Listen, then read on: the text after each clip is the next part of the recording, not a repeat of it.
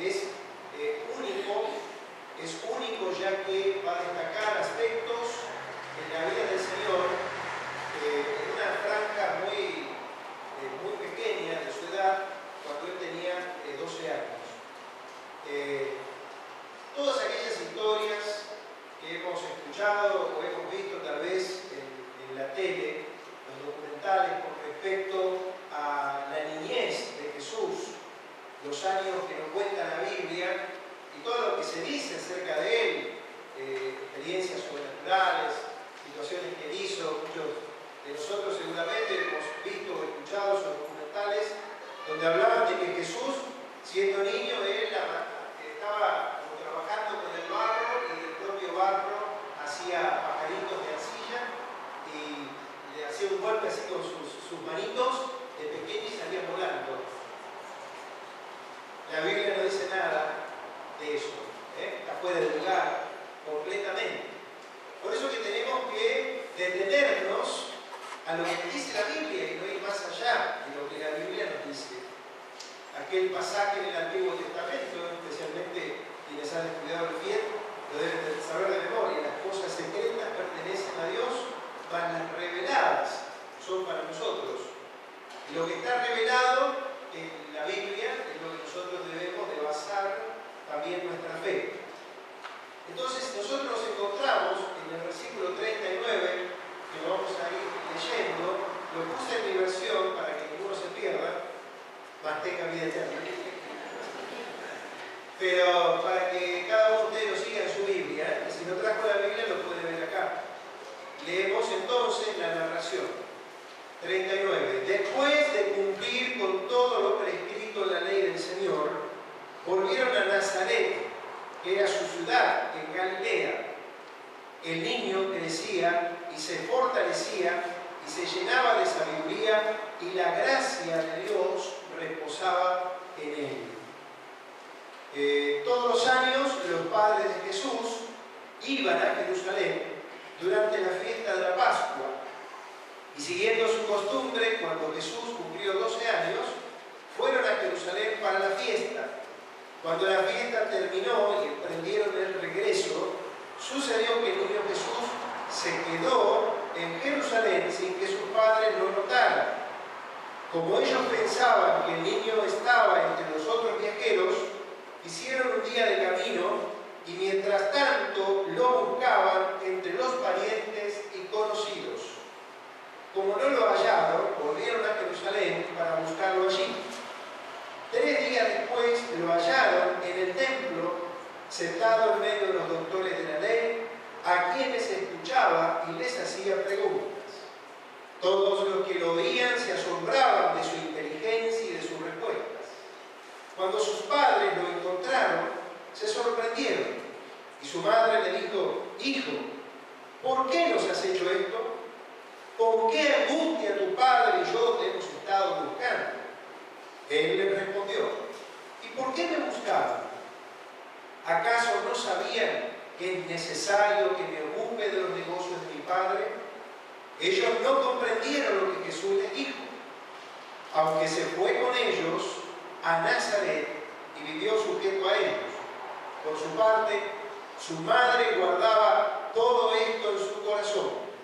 Y Jesús siguió creciendo en sabiduría y en estatura y en gracia para con Dios y con los hombres. Hasta ahí. Bien, en primer lugar, si volvés al verso 39, vamos a hablar un poco del verso 39 y el verso 40 para desarrollar en primer lugar el ámbito que rodeó la vida privada de Jesús, el ambiente donde nuestro Señor fue criado. Simplemente Lucas dice aquí que después de que la pareja cumple con todo lo que estaba establecido en la palabra de Dios, vuelven a Nazaret, que era su ciudad en Galilea.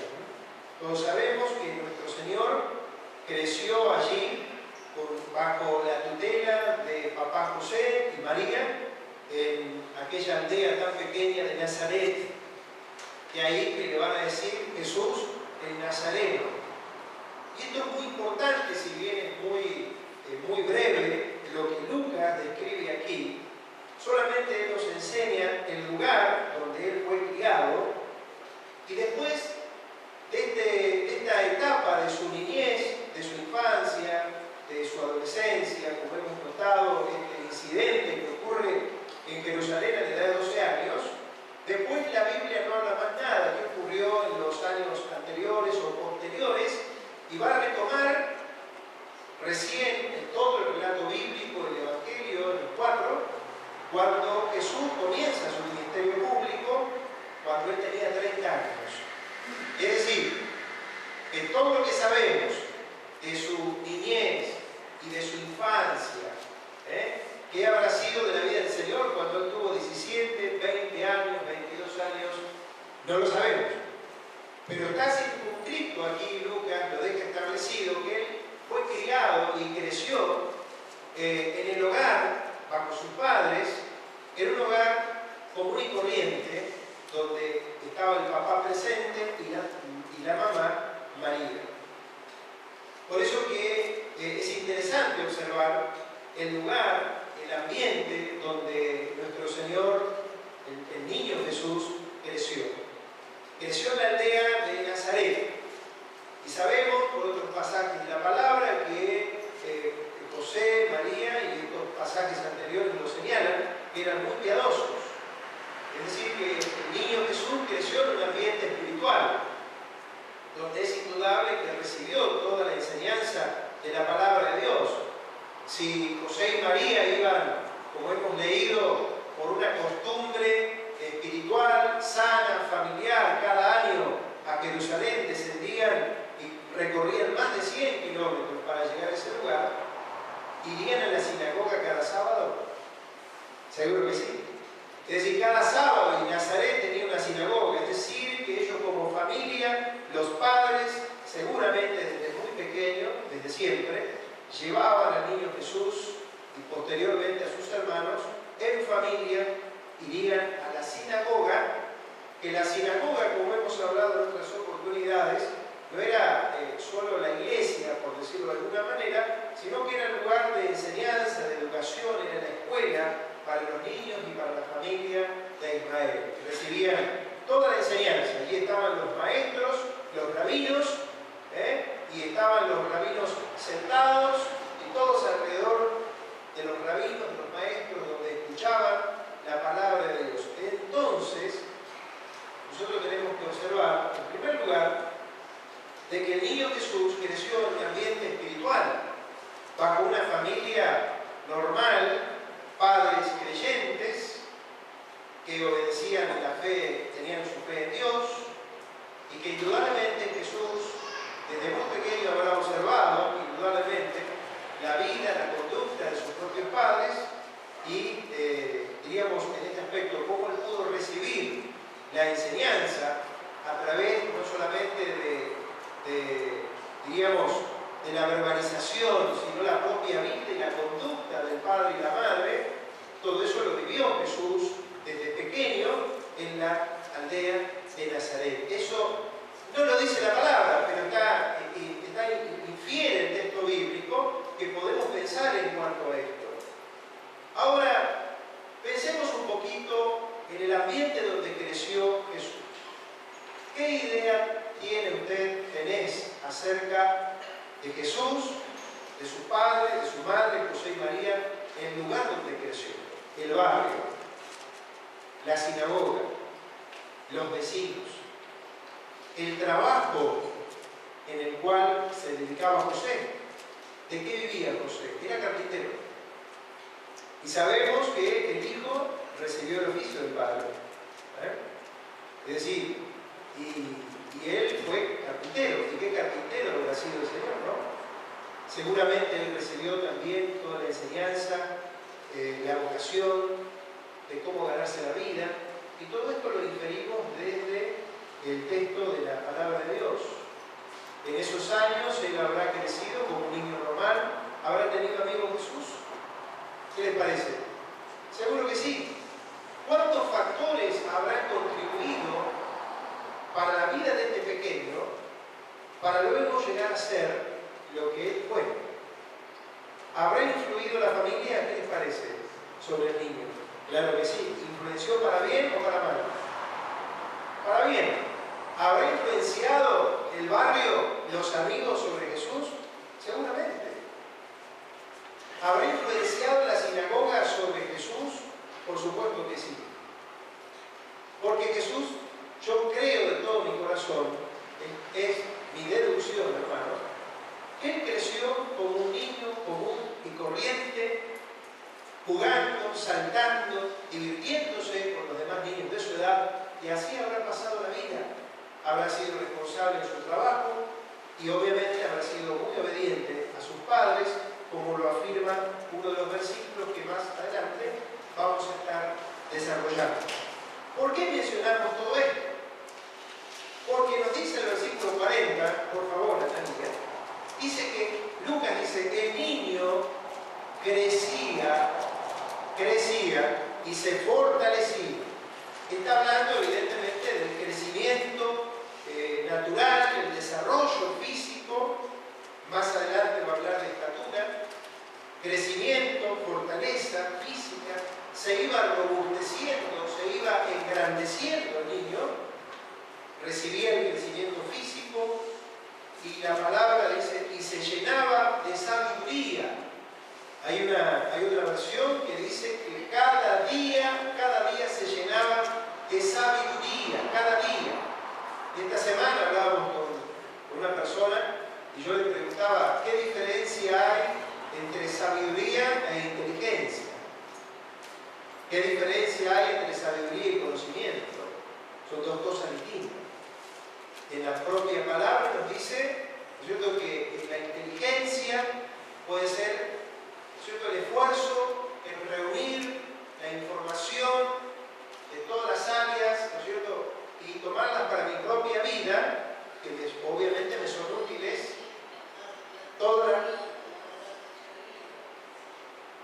recibimos toda la información académica y nos vamos equipando, podemos ser muy inteligentes, sabiendo mucho, pero quizás no seamos tan sabios. Porque la diferencia es que una persona sabia, como nos enseña la Biblia, es una persona que aplica lo que sabe y lo aplica bien. La persona sabia aplica lo que sabe en las distintas situaciones de la vida, en la toma de decisiones, y no erra tanto la persona sabia.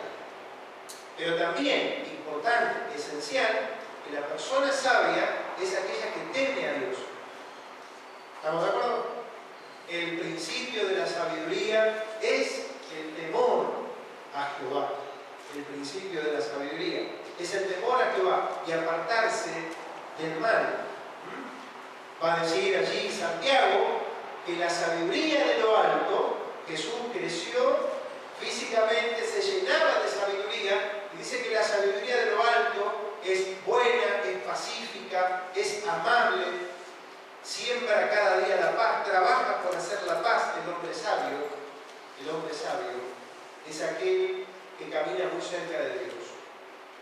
Y Lucas describe que el niño crecía, se fortalecía, se llenaba de sabiduría, y la gracia, este pasaje me encanta, y la gracia de Dios reposaba en él. La gracia de Dios reposaba en él. ¿Qué nos indica esto? Nos indica que aún en el propio Señor, en primer lugar, obviamente, el Hijo de Dios, Dios estaba con él, la gracia, el favor de Dios reposaba permanentemente sobre la vida de ese niño en todas las etapas, desde su niñez, su adolescencia, su juventud, hasta llegar a la madurez. La gracia de Dios estaba sobre su propia vida. Algunas aplicaciones sobre el verso 39 y versículo 40. En primer lugar, pensando en la vida de Jesús, donde él fue criado, el ambiente, todo lo que le rodeó, la familia, su trabajo, su vocación, la sinagoga, el barrio. Dios, hermanos, puede trabajar en la la vida de cada uno de nosotros y Dios se vale de nuestros propios contextos en el cual estamos creciendo o en que hemos crecido. El contexto del hogar, la familia, los padres, la escuela, el trabajo, los vecinos, es decir, las situaciones cotidianas, normales, ordinarias de la vida. Dios puede valerse de cada una de ellas para trabajar en la vida tuya y en la vida mía. Podemos ver a Dios en las situaciones normales y no esperar cosas sobrenaturales para ver a Dios. Seguramente Jesús en el juego, en la alegría, el estar con los amigos, con los vecinos, en la sinagoga, con sus padres, su relación, en la ida y la vuelta, en los diálogos familiares, en la mesa, cuando él estaba con su papá, con su mamá, en ese interactuar el uno al otro, donde hablaban de todos los temas y también la fe estaba presente, seguramente allí Dios se valió de todo para ir instruyendo a su propio Hijo Jesús. Porque no debemos pensar de que el niño Jesús, en su temprana edad, digo, a los 2, 3, 5, 6 años, que ya él tenía conciencia de su misión, por el cual el Padre le había enviado. Es decir, ese grado de conocimiento, de saber de quién era él, habrá venido, como lo hemos leído en este pasaje, recién en su preadolescencia, donde él estaba recién consciente de quién era él y cuál era el propósito que él vino a cumplir. Pero lo que intento decir es que cuando él era más pequeño, que 12 años, cuando tendría 6, 7, 8 años, no lo dice la Biblia, hermano, lo que estoy diciendo. Lo pongo para su consideración, es lo que yo creo.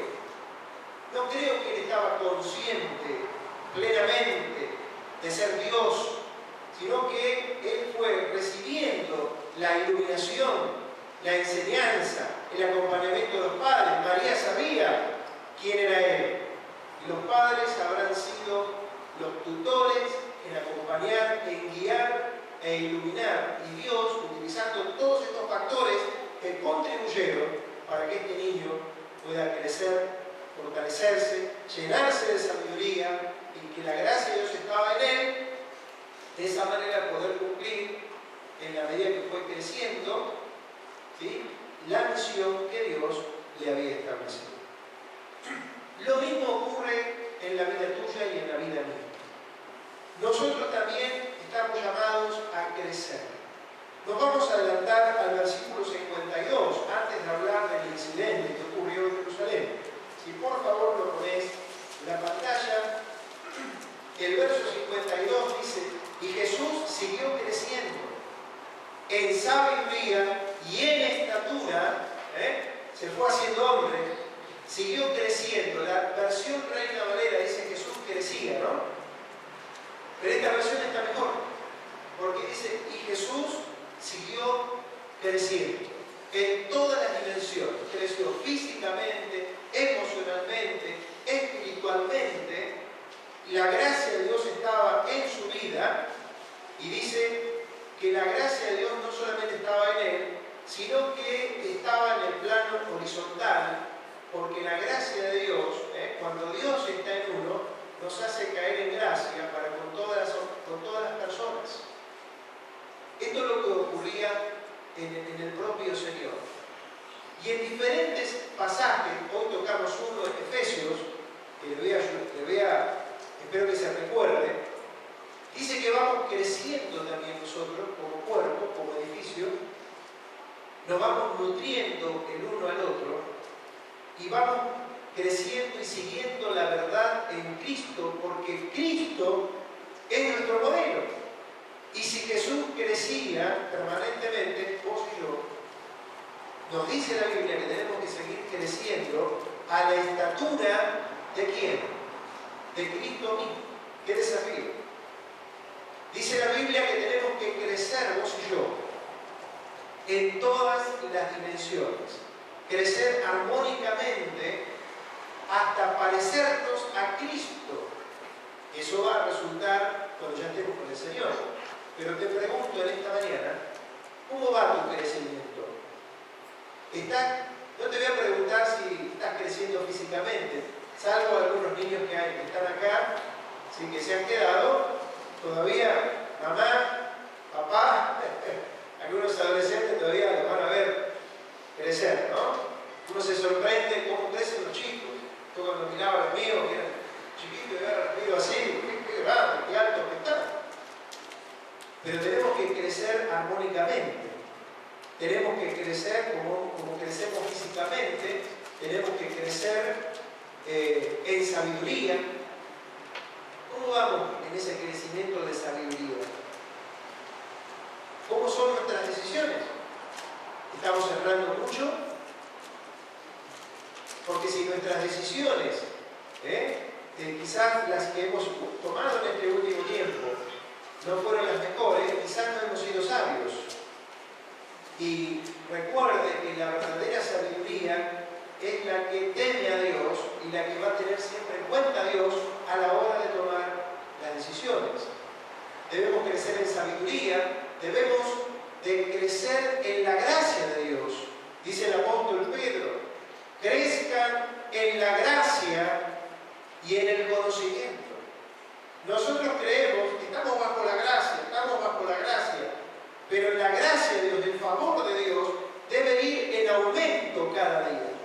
Y esto es un detalle importantísimo, porque cuanto más gracia de Dios puede haber en la vida de un cristiano, más favor ante las personas, más gracia va a haber en el plano relacional, interpersonal. Un cristiano que pretende decir que es muy espiritual y que está con mucha gracia de Dios, pero vive en forma aislada, dudo de esa espiritualidad y de esa gracia, porque la gracia de Dios, así como Jesús, Él creció en su gracia para con Dios y para con los hombres. Vamos a un versículo en Proverbios capítulo 3 y volvemos enseguida a Lucas. Proverbios capítulo 3. Proverbios capítulo 3, rápidamente. Dice: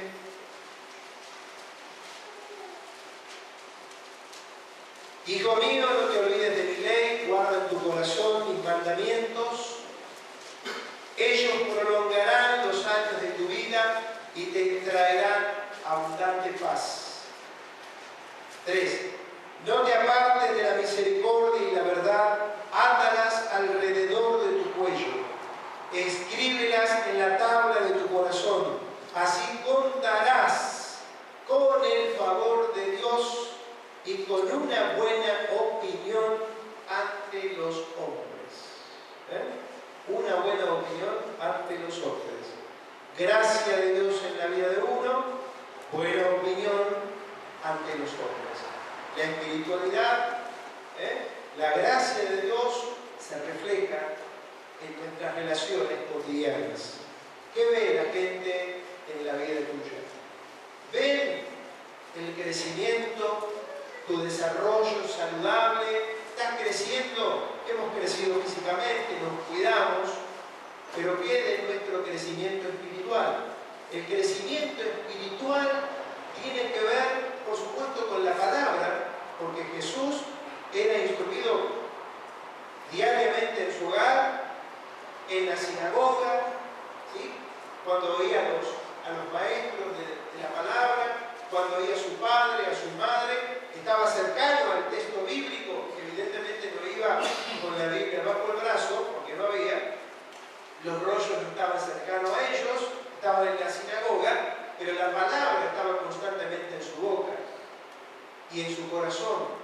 Y esto afectaba seguramente su propia vida, su conducta, sus decisiones, su relación con su padre, con su madre, su relación con sus hermanos, con los vecinos, etc.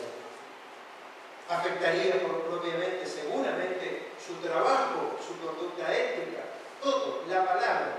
Y nosotros estamos llamados también a crecer armónicamente, saludablemente, en todas las áreas de la vida, para con Dios y para con los hombres. Así como el Señor estuvo en el anonimato, en esos prácticamente 30 años en Nazaret, pero fueron años de inversión para cumplir 3 años de servicio a su Dios. Yo cuando pienso en esto digo, qué tremendo. 30 años allí en la aldea de Nazaret, recluido, viviendo la normalidad, para luego cumplir 3 años de servicio a Dios. Nada más. Por eso que no minimicemos, hermanos, ninguno de nosotros, el lugar donde hemos nacido, donde hemos crecido, las personas que Dios ha puesto cerca de nosotros, los padres, los lugares donde hemos sido educados, la iglesia. Dios se vale de todo el contexto que nos rodea, porque son factores que ayudan para lo que podemos ser hoy nosotros en Cristo. En segundo lugar, último lugar, vamos a ver el incidente que protagonizó Jesús en su niñez. La Biblia nos dice en el versículo 41 que todos los años los padres iban a Jerusalén durante la fiesta. Ya hemos hablado de la devoción de esta familia. La fiesta de la Pascua era lo que celebraban, recordaban la liberación de Egipto, cuando fueron librados de Egipto. Y todos los años, generalmente iban por lo general a Jerusalén para celebrar 3 fiestas. Pero el énfasis lo ponían en la Pascua. Todas las familias viajaban en caravanas. Ahora, este incidente donde aparentemente Jesús se le olvidaron en Jerusalén, este pequeño incidente, nos recuerda a nosotros padres tantas situaciones que seguramente hemos vivido con nuestros hijos. Yo no quiero contar en estas mañanas algunas tristes anécdotas mías personales, en las cuales tantos dolores de cabeza le hice sufrir a mi madre y a mi padre. Me acuerdo de una, que ni la voy a nombrar, más o menos de esta edad, el caso contrario de lo que fue el Señor. El que está interesado después le puede preguntar a ella, ¿qué me pasó? A más o menos en esta edad, 11 años. Pero bueno, ¿cuántas situaciones vivimos con nuestros hijos? ¿Cuánta angustia puede ocurrir en la vida de nosotros padres? Cuando a veces les perdemos de vista, cuando no sabemos muchas veces dónde están. Nosotros como padres tenemos la responsabilidad de saber dónde están nuestros hijos, de estar cerca de ellos, de cultivar el diálogo, ¿sí? De abrir ese canal de comunicación de todos los temas, estar cerca de ellos, jugar con ellos, pasar tiempo con nuestros hijos. Pero esto no quita que ocurran ciertas situaciones. Claro que este olvido de Jesús no es para echarle la culpa a José y a María, porque como ustedes saben, ellos iban en caravana y con muchísima gente. Y ya Jesús en la preadolescencia, 12 años, seguramente estaría con sus primos, con sus amigos, que iban los chicos con los chicos, iban de caravana y llegaban a Jerusalén, y por la costumbre era, ¿sí?, que también se quedaban durante la fiesta, y la fiesta de la Pascua duraba como 7 días. Y estaban todos allí, toda la parentela, toda la aldea. Era mucha gente que estaba en el lugar. Lo cierto es, como el propio pasaje, ustedes lo han leído, ellos pensaron que estaban en la caravana. Pero ¿dónde encontraron a Jesús? Lo encontraron en el templo. Y acá nosotros quizás, en este olvido de Jesús, de los papás, que fue una experiencia, que algo que sucedió concretamente, quizás lo podemos utilizar como una metáfora para nuestra propia vida y reflexionar. Porque ¿no nos ha pasado a nosotros también en muchas decisiones que hemos tomado, personal, en la familia, en el matrimonio, en el trabajo, que creíamos que Jesús estaba con nosotros y nos olvidamos de Jesús? Como una metáfora lo digo. Quizás nosotros vamos para adelante en la decisión que hemos tomado y nos hemos olvidado de Jesús. Y es trágico olvidarse del Señor. Por eso es importante que Jesús esté en el lugar que debe estar. Que Jesús esté presente en nuestra vida como una prioridad. Pero lo cierto es que Jesús fue olvidado. Y hay un texto en la Biblia que dice: acuérdate de Jesucristo. Acuérdate de tu Creador en los días de tu juventud. Tenerlo presente al Señor. Pero el Señor, el niño Jesús, Él estaba allí en el templo, dice la Biblia en el versículo 46, que luego de 3 días lo encontraron sentado en medio de los doctores de la ley, escuchándoles y haciéndoles preguntas. Entonces vemos que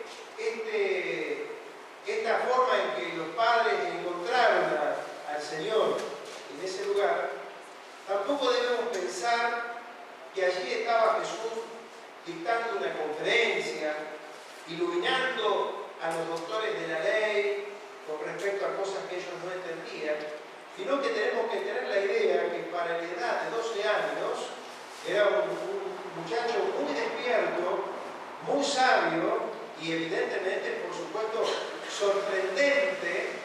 Iba quizás seguramente un paso más adelante que los demás, porque estaba volcando en sus preguntas cuando escuchaba y en sus preguntas a los maestros, seguramente lo que habían recibido en la casa. Los diálogos espirituales que habrán tenido con sus padres, lo que él había aprendido en la sinagoga, seguramente estarían ahí intercambiando preguntas. Si tenía preguntas era porque no sabía. Entonces no lo sabía todo el Señor. Pero lo cierto es que cuando María y su padre lo vieron allí, encontramos que los maestros estaban sorprendidos y María, que es la que inicia el diálogo: ¿por qué nos has hecho esto? ¿Con qué angustia nosotros te hemos buscado? Y la gran respuesta del Señor: ¿por qué me buscaba? ¿No sabía que es necesario estar en los negocios de mi Padre? Notemos el giro que hay en estos pasajes. Por ejemplo, en el versículo 48 dice Lucas: cuando sus padres lo encontraron, se sorprendieron, y su madre le dijo: hijo, ¿por qué nos has hecho esto? ¿Con qué angustia tu padre y yo te hemos estado buscando? Y Jesús, en la respuesta que da en el versículo 49, ¿no sabías que en los negocios de mi Padre debo estar? Es decir, que ahí abiertamente el Señor, a los 12 años, sabía muy bien su relación que ya tenía con su Padre. Y también sabía perfectamente la misión que venía a cumplir. Por eso que esta frase que Jesús le dice a María: ¿no sabías que es necesario que me ocupe de los negocios de mi Padre? Es muy importante. Porque vamos a ver a lo largo de Lucas cuántos necesarios de Jesús tienen que cumplirse en su propia vida para ir a la cruz. Le va a ser necesario afirmar el rostro para ir a Jerusalén y no retroceder. Le va a ser necesario morir, ser insultado, ser vituperado y de alguna manera rechazado por los sacerdotes, por los ancianos, y va a ser necesario morir en la cruz y resucitar al tercer día. Muchos necesarios en los cuales Jesús Él aquí lo manifiesta abiertamente, porque Él vino para cumplir con una misión, de morir en la cruz del Calvario por todos nosotros. Ahora, en esta respuesta, que es sorprendente, de un Jesús que se ve de alguna manera no comprendido por sus propios padres, debemos pensar que María, ella también sabía de antemano, porque el ángel le había dicho todo lo que su propio hijo debía de cumplir. Pero sin embargo, vemos aquí en este pasaje, quizás como madre, no había logrado interpretar muchas cosas de Jesús, como vos y yo, hermanos, también en nuestra propia experiencia, no comprendemos muchas cosas de Jesús. Y que debemos esperar en el Señor, en aquellas cosas que no comprendemos, y esperar que el Señor en su tiempo nos siga revelando su propósito, su voluntad, porque no conocemos todo, no sabemos todo, y hay cosas que tampoco nosotros no comprendemos. Y Jesús nos sigue diciendo, pero no sabés, Javier, que me es necesario hacer esto y aquello en nuestra propia vida. Y esto nos debe hacer también reflexionar a nosotros, porque muchas veces no comprendemos situaciones que nos pasan a nuestro alrededor. Muchas veces no entendemos la voluntad de Dios, como María. Y el Señor tiene que decir, ¿no sabés que es necesario que yo haga esto o aquello? Pero para finalizar, hermanos, este pasaje, vemos que todo lo que rodeó la vida del Señor, además de él, de saber cuál era su misión y querer al Hijo de Dios, algo interesante que se desprende del versículo 51, dice, aunque se fue con ellos a Nazaret, vivió sujeto a ellos, y por su parte su madre guardaba todo esto en su corazón. Y yo quiero que en esta mañana reflexionemos también en esto, de que el propio Jesús, el Hijo de Dios, ¿sí?, siendo Dios, de 12 años, confió plenamente su cuidado y su crecimiento a sus padres. Porque Él llegó a cumplir lo que vemos en el Evangelio, porque indudablemente vivió también sujeto en respeto y en obediencia a su padre y a su madre. Este tema de la sujeción de los hijos a los padres y de la sujeción y el respeto que nos debemos el uno al otro es esencial para todo aquel que pretende ser hijo de Dios y que pretende de que hay autoridad espiritual en uno. Todo aquel que está bajo autoridad es porque está sujeto a alguien. Los hijos deben estar sujetos a los padres, y todos nosotros debemos estar bajo la sujeción de los unos a los otros en Cristo. Cuando no hay sujeción, cuando no hay respeto de los hijos a los padres o de las personas en general, hay un total libertinaje y da lugar a la rebeldía, a la indisciplina y a tantas cosas. Y si el Señor cumplió con un propósito que el Padre le había encomendado, creo que tiene mucho que ver esto que decimos en el contexto de familia en el cual el propio Señor se humilló, fue obediente a su padre y a su madre, y en el momento indicado, Él salió a la escena pública. Nosotros todos nosotros, que decimos conocer a Dios y respetar a Dios, si yo no respeto a mi prójimo, no digamos que nosotros respetamos a Dios. Un hijo que no obedece a sus padres, menos va a obedecer a Dios. Es así. Si no respetamos y obedecemos a nuestros mayores, si no estamos en ese marco de obediencia, de respeto, de cuidado, a quien vemos, ¿cómo vamos a decir que estamos sujetos a aquel que no vemos? Jesús crecía en sabiduría, en estatura, en gracia, para con Dios y con los hombres. María guardaba todo esto en su corazón. Las cosas que nosotros no comprendamos, vayámoslas guardando en el corazón. Y en el tiempo Dios se va a encargar de mostrarte su voluntad para tu propia vida como para la mía. Pero recordemos esto en esta mañana. Así como Jesús creció en forma tan armónica y tan saludable, vos y yo también estamos llamados a seguir creciendo. Y no nos debemos de detener. Por eso que, ¿cómo vamos con este crecimiento? Con este desarrollo de nuestra vida. ¿O sigo siendo la misma persona de antes? ¿Estoy madurando? ¿No estoy madurando? ¿Estoy madurando como cristiano? ¿Cómo son mis reacciones?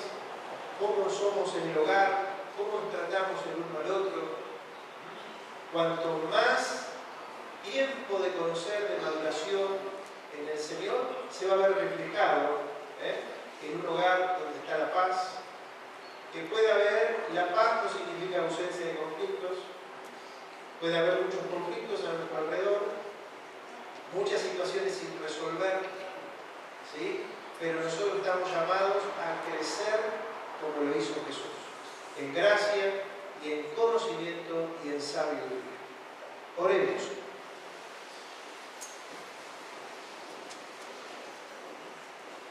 Padre nuestro, te damos gracias en el nombre de Jesucristo. Gracias te damos, Señor, por esta porción de tu palabra. Señor, pensamos en Jesús, porque Él es nuestro modelo. A Él queremos imitar, queremos seguirle. Señor, que así como crecemos, como hemos crecido físicamente, Señor, que este crecimiento pueda ser en todas las áreas de nuestra vida. Que cada día podamos ser más sabios, que cada día podamos tomar mejores decisiones que las que hemos tomado hasta acá, que podamos guardar en nuestro corazón delante de ti aquellas cosas que no comprendemos, Señor, y que te sigas manifestando en la vida de todos nosotros. Señor, queremos que la gracia tuya nos abrace de tal manera que podamos impactar a todas las personas para bien. En esta mañana, Padre nuestro, también nos acordamos de todas las familias que están atravesando por el valle de lágrimas. Pensamos, Señor, en las familias de nuestro país que fueron afectadas en Villa Gesell, especialmente aquellas que están atravesando el duelo. La familia de Henderson, de Junín, de San Luis. Señor, de las familias en general, los amigos, los padres. Oh Dios, revélate con poder, con la gracia tuya. Tu pueblo está en todo lugar. Acerca, oh Dios, a tus hombres, varones, mujeres de tu iglesia, para que puedan compartirles en este tiempo también, Señor, tu palabra de esperanza. Señor, ponemos delante de ti la vida de todos nosotros. Te pedimos que nos bendigas. Te rogamos por las familias que están de viaje, que están de vacaciones, que están lejos de nosotros, que también la gracia y la bendición tuya les alcance. Que guardes tu iglesia. Pedimos tu bendición en el nombre de nuestro Señor Jesucristo. Amén. Muy bien. Ahora sí, hermanos, no sé, antes de que nos movilicemos, quizás alguno de ustedes quiera compartir algún tema de oración o algo que no sepamos, ¿sí? Para que todos lo tengamos bien presente, si no ya nos ponemos de pie. ¿Habrá algo para recordar?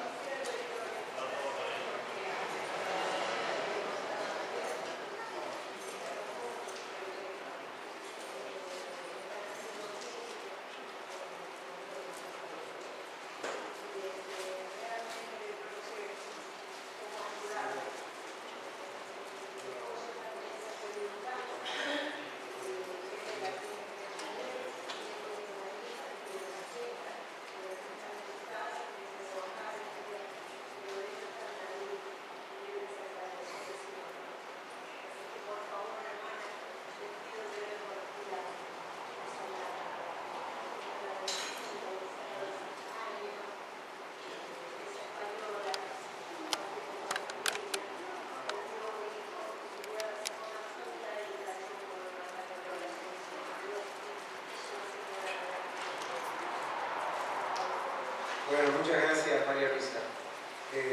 ¿Alguien más?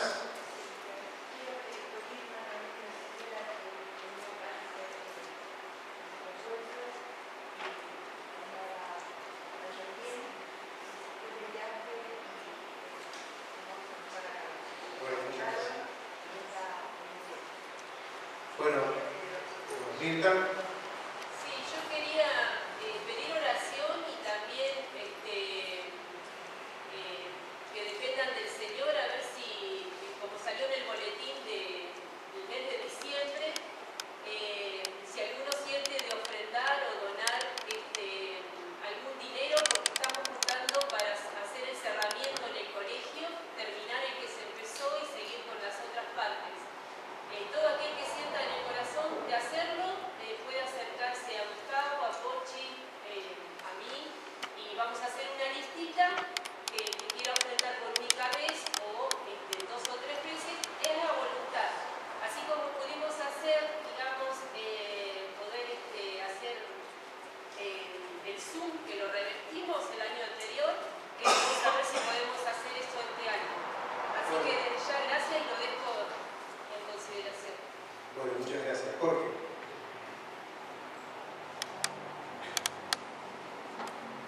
Bueno, yo quiero poner en conocimiento a toda la congregación que hoy estamos viajando a La Plata con Juan José Hijo, porque mañana a las 8 de la mañana nos tienen que intervenir para hacer una corrección en la arteria aorta, que le llaman una obturación, le llaman coartación de aorta. Entonces le pido a toda la congregación si puede poner oración porque mañana va a ser operado. Muy bien, Juan José, adelante, por favor, podemos aprovechar, vamos a orar, ¿sí? Bien, voy a pedir acá, por acá. Luis, pedimos a Luis, por favor, que pase, el anciano, ¿sí? Adelante, Jorge, por favor, podés pasar. Voy a pedir a David también, vamos a rodear a nuestro hermano en oración.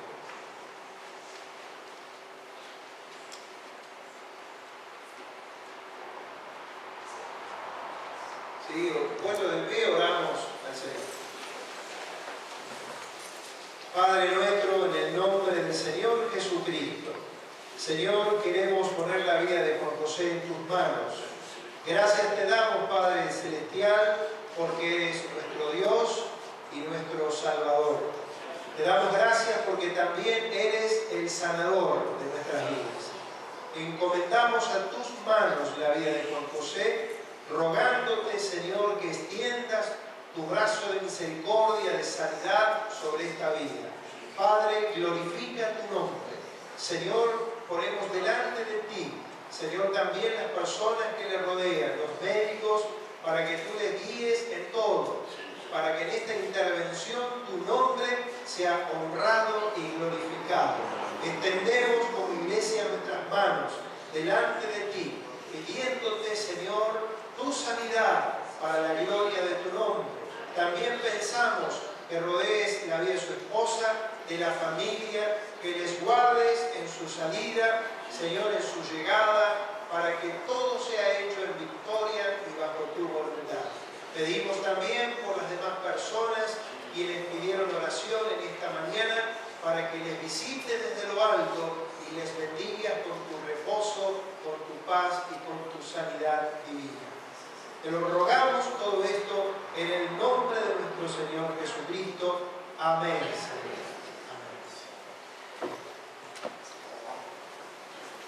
Muy bien, hermanos, nos saludamos. Que Dios